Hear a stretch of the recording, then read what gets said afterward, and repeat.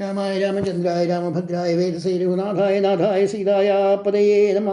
എത്രയെത്ര രഘുനാഥ കീർത്തനം തത്ര തത്ര കൃതമസ്തകഞ്ജലിം ബാഷ്പവാരി പരിപൂർണലോചനം മരുതിം നമത രക്ഷസന്തകം.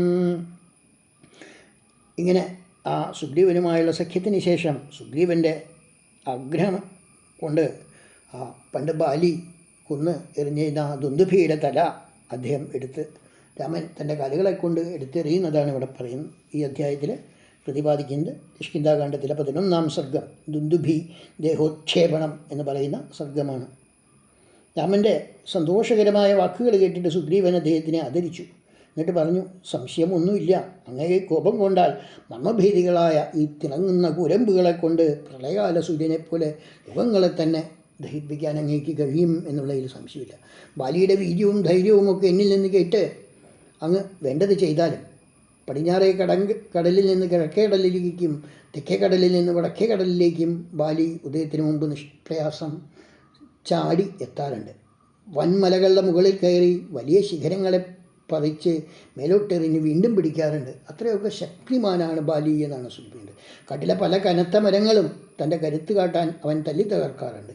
കൈലാസ ശിഖരം പോലെ ഉള്ള ആ ദുന്ദുഭി എന്ന് പറയുന്ന ഒരു അസുരൻ പൊത്തിൻ്റെ രൂപത്തിൽ 1000 ആനയുടെ കരുത്തോടെ ഉണ്ടായിരുന്നു. വരദാനം കൊണ്ട് വളരെ മോഹിതനും വലിയ അഹങ്കാരിയും വലിയ ശക്തനും വലിയ ശരീരമുള്ളവനുമൊക്കെ ആയ ആ ദുഷ്ടൻ നദീപതിയായ സമുദ്രത്തിനെ ഒരിക്കൽ നേരിട്ടു. അലച്ചാർക്കുന്ന ആ സമുദ്രത്തിനോട് എന്നോട് പോരാടൂ എന്ന് അവൻ ആവശ്യപ്പെട്ടു. അപ്പോൾ ധർമാത്മാവും മഹാബലനുമായ ആ സമുദ്രം ഉയർന്നു വന്ന് കാലചോദിതനായ അസുരനോട് ഇങ്ങനെ പറഞ്ഞു എന്ന് പറയുകയാണ്, യുദ്ധവീരനായ നിന്നോട് പോരാടാൻ ഞാൻ ആളല്ല.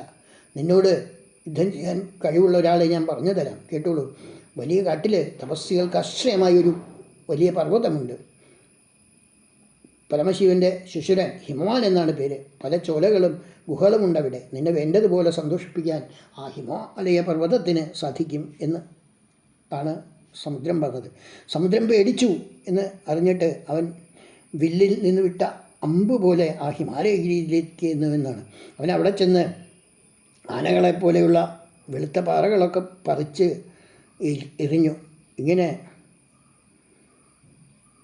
ആ അസുരൻ്റെ ശല്യം, ആ ദുന്ദുഭിയുടെ ശല്യം വർദ്ധിച്ചപ്പോൾ വെളുത്ത രൂപം കൊണ്ടുകൊണ്ട് ആ സൗമ്യനായ ഹിമവാൻ തൻ്റെ ശിഖരത്തിലിരുന്നു കൊണ്ട് അവനോട് പറഞ്ഞു, ധർമ്മവത്സല ദുന്ദുഭേ, നീ എന്നെ ക്ലേശിപ്പിക്കരുത്. ഞാനൊരു യുദ്ധവീരനൊന്നുമല്ല, തപസ്വികൾക്ക് ആശ്രയം നൽകുന്നവൻ മാത്രമാണ് ഞാൻ. ഇങ്ങനെ ആ ഗിരിരാജാവിൻ്റെ വാക്കുകൾ കേട്ട് കോപം കൊണ്ട് കലങ്ങിയ കണ്ണുകളോടെ ദുന്ദുഭി പറഞ്ഞു, യുദ്ധം ചെയ്യാൻ ശക്തിയില്ലെങ്കിൽ എന്നോട് യുദ്ധം ചെയ്യാൻ കഴിവുള്ള മറ്റൊരാൾ ആരാണുള്ളത് എന്ന് പറഞ്ഞു തരൂ എന്ന് പറഞ്ഞു. ഇങ്ങനെ മുമ്പൊരിക്കലും താൻ കേട്ടിട്ടില്ലാത്ത വിധം കോപത്തോടു കൂടിയിട്ടുള്ള ആ ദുന്ദുഭിയുടെ വാക്ക് കേട്ടിട്ട് ഹിമവാൻ അവനോട് പറഞ്ഞു, അല്ലേ മഹാപ്രജ്ഞ, ഇന്ദ്രൻ്റെ പുത്രനായിട്ട് ബാലി എന്നൊരാളുണ്ട്. ആ വാനരൻ കിഷ്കിന്ധയിലാണ് വാഴുന്നത്. യുദ്ധവീരനായ അവനോട് പോയി ദ്വന്ദ്വയുദ്ധത്തിന് ശ്രമിക്കൂ. നമുജിയോട് ഇന്ദ്രൻ എപ്പോഴാലുമാണോ യുദ്ധം ചെയ്തത്, അതുപോലെ നിന്നോട് യുദ്ധം ചെയ്യാൻ ഏറ്റവും ശക്തനായിട്ടുള്ളത് അവൻ തന്നെയായിരിക്കും. അതുകൊണ്ട് നീ അവനോട് തന്നെ ചെന്ന് യുദ്ധം ചെയ്യൂ എന്ന് പറഞ്ഞു. ഹിമാൻ്റെ വാക്കുകളെ കേട്ടിട്ട് കോപം പൂണ്ട് ആ അസുരൻ ബാലിയുടെ നഗരമായ കിഷ്കിന്ധയിലേക്ക് ചെന്നു. മഴക്കാലത്ത് മാനത്ത് വളരെ ശക്തമായൊരു മേഘത്തിനെ പോലെ ഉള്ള അവൻ കുത്ത കൊമ്പുകളെ കൊണ്ട് ഒരു പൂത്തിൻ്റെ രൂപത്തിലാണ് അവിടെ എത്തിയത്. കിഷ്കിന്ധയുടെ പടിക്കലെത്തി ദുന്ദുഭി ഭൂമി വിറപ്പിച്ചുകൊണ്ട് അലറാൻ ആരംഭിച്ചു. അവിടെ അടുത്തുള്ള എല്ലാ മരങ്ങളും ഒക്കെ തൻ്റെ കുളമ്പുകളെ കൊണ്ട് പിളർന്നു. കൊമ്പുകൊണ്ട് ആ ഗോപുരത്തിൽ കുത്തി. ഇങ്ങനെയൊക്കെ ചെയ്തപ്പോൾ അന്തഃപുരത്തിലുണ്ടായിരുന്ന ബാലി ഒച്ച കേട്ട് പൊറുക്കാതെ സ്ത്രീകളോടൊത്ത് താമരകളോട് നക്ഷത്രങ്ങളോടുകൂടി ചന്ദ്രനെ പോലെ അവിടെ ചാടിപ്പുറത്തു വന്നു. ആ കാട്ടിലുള്ള എല്ലാ വനരന്മാർക്കും അരജനായ ബാലി വളരെ ഭംഗിയായിട്ട് അവനോട് ചോദിച്ചു, ദുന്ദുഭേ, നിന്നെ എനിക്കറിയാം. നീ എന്തിനാണ് എൻ്റെ ഈ ഗോപുരത്തിൽ വന്ന് ഇങ്ങനെ കിടന്ന് അലറുന്നത്? നിൻ്റെ പ്രാണൻ പോവാതെ നീ നോക്കിക്കൊള്ളൂ എന്ന് പറഞ്ഞു. ആ വാക്കുകൾ കേട്ടിട്ട് അപ്പോൾ അവൻ ദുന്ദുഭി ബാലിയോട് മറുപടി പറഞ്ഞു, നീ പെണ്ണുങ്ങളുടെ മുന്നിൽ വെച്ച് വെറുതെ വീമ്പ് പറയണ്ട. ഇപ്പോൾ നിനക്ക് ധൈര്യമുണ്ടെങ്കിൽ എന്നോട് യുദ്ധം ചെയ്യൂ. നിൻ്റെ കരുത്ത് ഞാൻ ഇപ്പോൾ തീർത്തു തരാം. അല്ലെങ്കിൽ ഇന്ന് രാത്രി തിരുവോളം ഞാൻ എൻ്റെ കോപം തടുത്തു നിർത്താം. നാളെ രാവിലെ നമുക്ക് യുദ്ധം ചെയ്യാം എന്ന് പറഞ്ഞു. ഇങ്ങനെ പറഞ്ഞ് അതുവരെ ഈ കിഷ്കിന്ധയിൽ ഇരുന്നുകൊള്ളൂ എന്നൊക്കെ പറഞ്ഞു.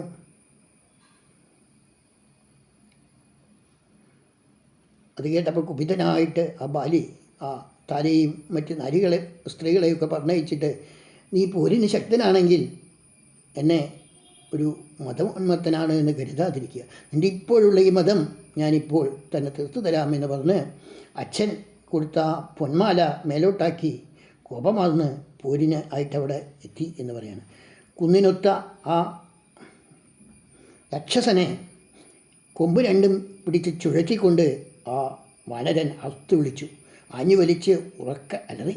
വീഴുന്ന ആ രാക്ഷസൻ്റെ കഥകളിൽ കൂടി ചോര ഒഴുകാൻ തുടങ്ങി. ദുന്ദുഭിയും ബാലിയും പരസ്പരം ജയിക്കാനായിട്ട് കലിയോടുകൂടി യുദ്ധം ചെയ്തു. ഇന്ദ്രനെപ്പോലെ തന്നെ പരാക്രമമുള്ളവനാണ് ബാലി. ആ മുട്ടുകളെ കൊണ്ടും കൈകൊണ്ടും പല്ലുകൊണ്ടും കല്ലുകൊണ്ടും മരങ്ങൾ കൊണ്ടുമൊക്കെ അവർ പരസ്പരം പോരടിച്ചു എന്ന് പറയണം. അങ്ങനെ വാനരനും അസുരനും തമ്മിൽ പോരാടുമ്പോൾ അസുരന് തളർച്ചയുണ്ടായി. ബാലിക്ക് പണ്ടേ ഒരു വരം കിട്ടിയിട്ടുണ്ട്, താനുമായിട്ട് ആര് യുദ്ധം ചെയ്താലും അവയുടെ ശക്തിയിലെ പകുതി ബാലിക്ക് കിട്ടുമെന്ന്. അങ്ങനെ കുറേ നേരം കഴിഞ്ഞപ്പോൾ ബാലി വീണ്ടും വീണ്ടും ശക്തനാവുകയും അസുരൻ തളരുകയും ചെയ്തു എന്ന് പറയണം. അങ്ങനെ ആ പ്രാണഹരമായ പോരിലെ അവൻ്റെ തല പൊക്കിയെടുത്ത് വലിച്ചെറിഞ്ഞു എന്ന് പറയാണ് ബാലി. അങ്ങനെ വീണ അവൻ്റെ എല്ലാ ദ്വാരങ്ങളിൽ കൂടിയും ചോരയൊഴുകി അവൻ ചത്ത് നിലത്ത് വീണു. ചത്ത് അനക്കമറ്റ അവനെ കൈകൾ കൊണ്ട് പൊക്കിയെടുത്ത് കരുത്തനായ ബാലി ഊക്കോടെ ഒരു യോജന ദൂരേക്ക് വലിച്ചത് എറിഞ്ഞു. ഊക്കോടെ എറിയപ്പെട്ട അവൻ്റെ വായിൽ നിന്നും പൊഴിയുന്ന ചോരത്തുള്ളികൾ കാറ്റിൽ പറന്ന് മതംഗാശ്രമത്തിൽ വീണു. അവിടെ വീണ ചോരത്തുള്ളികൾ കണ്ട് ക്രുദ്ധനായ മതംഗ മഹർഷി, ഇവൻ ആരാണ് എൻ്റെ മേലിങ്ങനെ ചോര തെറിപ്പിച്ചത് എന്നൊക്കെ ചിന്തിച്ചു. ദുരാത്മാവും ദുർബുദ്ധിയും പ്രാകൃതനും ബാലിശനുമായി ഇവൻ ആരാണ് എന്ന് പറഞ്ഞ് ബാലി മഹർഷി പുറത്തു വന്ന് നോക്കിയപ്പോൾ ചത്തുകിടക്കുന്ന ആ ദുന്ദുഭിയുടെ ശരീരമാണ് കണ്ടത്. ഒരു കുരങ്ങനാണ് ഇത് ചെയ്തത് എന്ന് അദ്ദേഹത്തിന് തപശക്തി കൊണ്ട് മനസ്സിലായി. അതുകൊണ്ട് തന്നെ ഞാൻ പാർക്കുന്ന ഈ കാട് ചോര തളിച്ച് ദുഷിപ്പിച്ച ആ വാനരൻ ഇനി ഈ വനത്തിൽ പ്രവേശിച്ചാൽ അവൻ്റെ കഥ കഴിയട്ടെ എന്ന് അദ്ദേഹം ശപിച്ചു. ആ വനത്തിൽ ധാരാളം മരങ്ങളൊക്കെ ഇവൻ്റെ ശരീരം വീണ് നശിച്ചിട്ടുണ്ടായിരുന്നു. എന്തായാലും ആ ആശ്രമത്തിൻ്റെ ഒരു യോജനയ്ക്കുള്ളിൽ ആ വാനരൻ കടക്കരുത് എന്നുള്ളതായിരുന്നു അദ്ദേഹത്തിൻ്റെ ശാപം. അങ്ങനെ അവനും അവൻ്റെ മന്ത്രിമാരും ഒന്നും ഇനി ഇവിടെ ഉണ്ടാവരുത് എന്ന് അദ്ദേഹം പറഞ്ഞു. ഒരു ദിവസത്തെ അവധി അദ്ദേഹം കൊടുത്തു. അതിന് ശേഷം അവിടെ ഉണ്ടായാൽ അവർ നശിക്കും എന്ന്, 1000 കൊല്ലത്തേക്ക് പാറയായി പോകും എന്നൊക്കെയുള്ള ശാപങ്ങളാണ് മഹർഷി നൽകിയത്. ഈ മഹർഷിയുടെ വാക്കുകളൊക്കെ കേട്ടപ്പോൾ അവരെല്ലാവരും അവിടെ നിന്ന് ഓടിപ്പോയി. എന്തുകൊണ്ടാണ് വാനരന്മാരൊക്കെ എൻ്റെ അടുത്തേക്ക് വന്നത് എന്ന്, ആ മതംഗവനം ഉപേക്ഷിച്ച് വന്നത് എന്ന് ബാലി അവരോട് ചോദിച്ചപ്പോൾ അവർ ഈ കാരണങ്ങളൊക്കെ ബാലിക്ക് പറഞ്ഞു കൊടുത്തു. ബാലി മഹർഷിയുടെ അടുത്തെത്തി തൊഴുകൈയോടുകൂടി യാചിച്ചു. എങ്കിലും മഹർഷി അവനെ ഗൗനിക്കാതെ ആശ്രമത്തിൽ കടന്നുപോയി. അങ്ങനെ ശാപത്തിൻ്റെ ഭയം കൊണ്ട് അന്ന് മുതൽ ബാലി ഈ ഋഷിമുഖ മഹാജലത്തിൽ വരാറില്ല. അതുകൊണ്ട് ഞാനിവിടെ ഇങ്ങനെ സുഖമായിട്ട് താമസിക്കുന്നത്. ഇതാ ഈ 7 മരങ്ങൾ ബാലി ഒരേ സമയം കുലുക്കി ഇലകളൊക്കെ പൊഴിക്കാറുള്ളതാണ്. അതുപോലെ തന്നെയാണ് ഈ ബാലി എറിഞ്ഞ ദുന്ദുഭിയുടെ തലയും. ഇവയെ അങ്ങയ്ക്ക് എന്തെങ്കിലും ചെയ്യാൻ കഴിയുമെങ്കിൽ അങ്ങും ഇതിന് ശക്തനായിത്തീരും ആണ് എന്ന് എനിക്ക് വിശ്വാസം വരും എന്ന് പറയുകയാണ് സുഗ്രീവൻ. സുഗ്രീവൻ ഇങ്ങനെ പറഞ്ഞപ്പോൾ, എന്ത് ചെയ്താലാണ് ബാലിയെ വധിക്കാൻ എനിക്ക് ശക്തിയുണ്ട് എന്ന് അങ്ങയ്ക്ക് മനസ്സിലാക്കാൻ കഴിയുക എന്ന് പറയൂ എന്ന് രാമൻ വീണ്ടും ആവശ്യപ്പെട്ടു. ഈ മരങ്ങളെ അങ്ങ് ഒരമ്പ് കൊണ്ട് പിളർക്കാൻ കഴിയുമെങ്കിൽ അങ്ങ് ശക്തനാണ് എന്ന് ഞാൻ വിശ്വസിച്ചു കൊള്ളാം എന്ന് പറഞ്ഞു. അതുപോലെ ഈ പോത്തിൻ്റെ അസ്ഥികൂടം ഒരു കാൽ കൊണ്ട് പൊക്കി ഒരു 200 വിൽപ്പാട് ദൂരേക്ക് എറിയുകയും ചെയ്യാം. അങ്ങയെ ഞാൻ വിശ്വസിക്കും എന്ന് പറഞ്ഞു. എന്തായാലും അങ്ങനെയുള്ള ആ വാക്കുകൾ കേട്ടിട്ട് രാമൻ പുഞ്ചിരിയോടുകൂടിയിട്ട്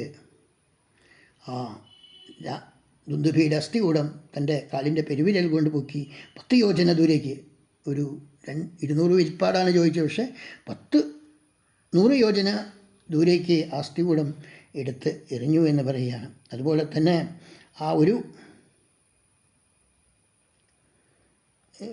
സ്ഥലത്തിനെ ഒരമ്പ് കൊണ്ട് എല്ലാ സ്ഥലങ്ങളെയും അദ്ദേഹം പിളർക്കുകയും ചെയ്തു എന്ന് പറയുകയാണ്. ഇങ്ങനെ ബാലിയെ കൊല്ലാൻ രാമൻ വളരെ ശക്തനാണ് എന്ന് ആ സുഗ്രീവനെ ബോധ്യം വരുത്തി കൊടുത്തു എന്ന് പറഞ്ഞുകൊണ്ടാണ് ഈ അധ്യായം സമർപ്പിക്കുന്നത്. എല്ലാവർക്കും നമസ്കാരം.